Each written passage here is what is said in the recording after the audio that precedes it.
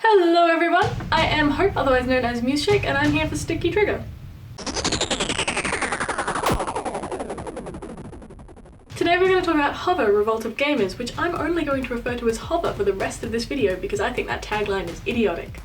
Hover is a spiritual successor to one of my favourite games of all time, Jet Set Radio Future. It's based on it very heavily in that the mechanics are very similar, the story is even a little bit similar, and the style is kind of unrecognisably taken from that game. The guys who make it aren't even trying to hide this fact. When it was put up for Kickstarter originally, it was said to be a spiritual successor to Jet Set Radio.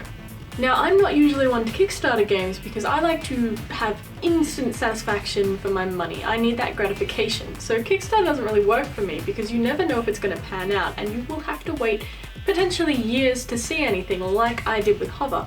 But when someone says Jet Set Radio Future, potential music by Hideki Naganuma, free running, parkour, neon, I kind of just can't help but give them my money. I've played it a couple of times during this period because Kickstarters had access to the alpha and the beta, and of course it was never really ready for play, which you expect because alphas and betas shouldn't be, so I never really wanted to talk about it until it's finally been released, which is now. So when you first start Hover, you're placed in this tutorial area. It gets you to kind of escape because you're a clone and that's where clones start out.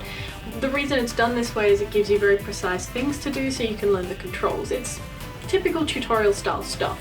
Along the way, the characters will also give you a little bit of insights to the story, which is where my first problem with Hover begins.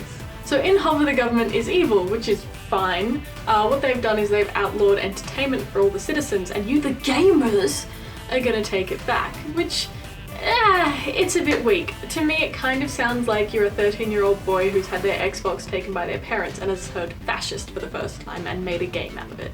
This is also mirroring Jet Set Radio Future a lot in the whole evil corporation stopping citizens from having fun sort of thing, but in Jet Set Radio it felt like there was actual consequence, that there was something bad going on that was underneath all of this and that the citizens were actually being confined, whereas Hover doesn't feel that way at all.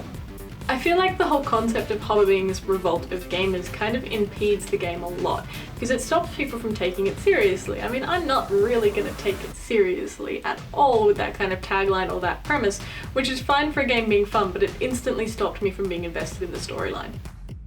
Once you exit the tutorial mode, you're finally introduced to the open world aspect of Hover, so you get to roam around the first part of the city, which is pretty cool. It shows you that at the bottom of the city there are slums, you can see rubbish and sewers and everything like that, whereas as you get higher and higher, the city becomes more and more beautiful. This could be a really cool mechanic if they used it as a sense of, progressing throughout the world, but you can go anywhere in this area straight away, so it doesn't really feel that way. The other thing that kind of annoys me is it feels almost randomly built, like they've just put these blocks and assets all around the map and just stacked them on top of each other and hope for the best. This wouldn't be such a big problem, but what it does impede is flow. So you don't feel like there are any direct paths for where you're going or any skill to get there. You can pretty much brute force going anywhere by just jumping at the wall enough. Once you do get to this open city area, you can use your scan ability to look for objectives through walls. This means that you can find people that you might want to talk to or items you may want to gather.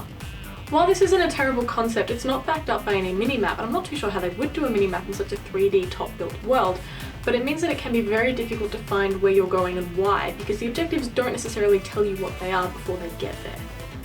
Missions in Hover are usually one of two different types, really. You've either got racing or you've got playing the ball game.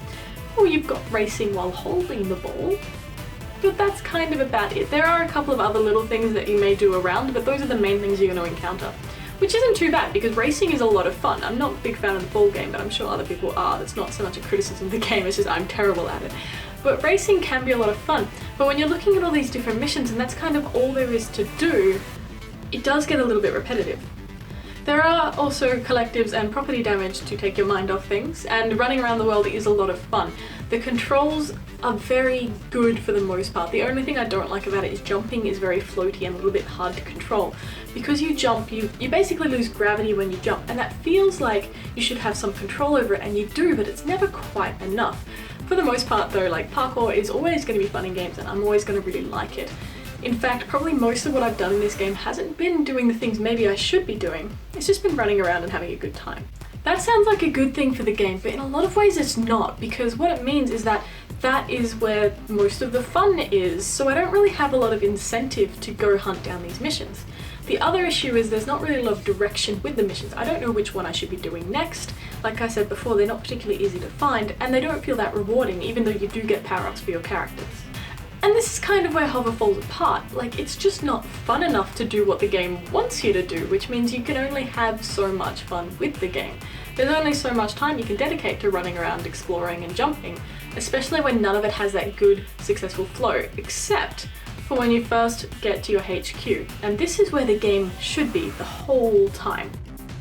After doing a bunch of missions, you're allowed access to the Gamer HQ, which is set in the sewer, which is beautiful. Weirdly enough, yeah, it's kind of beautiful. And then you're basically told from a low point that it's up there. What's cool about this is you can't just jump against the walls like I was talking about before to get there. You actually have to do a series of grinds, wall runs, jumps to get there.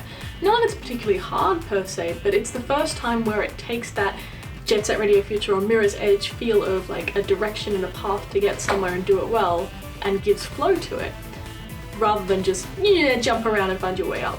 If the rest of the game had little sections that felt this way, I would have almost no problems with this game. The issue is that this thing that I'm talking about, this flow and direction, is what makes games like Jet Set Radio and Mirror's Edge fantastic, in my opinion.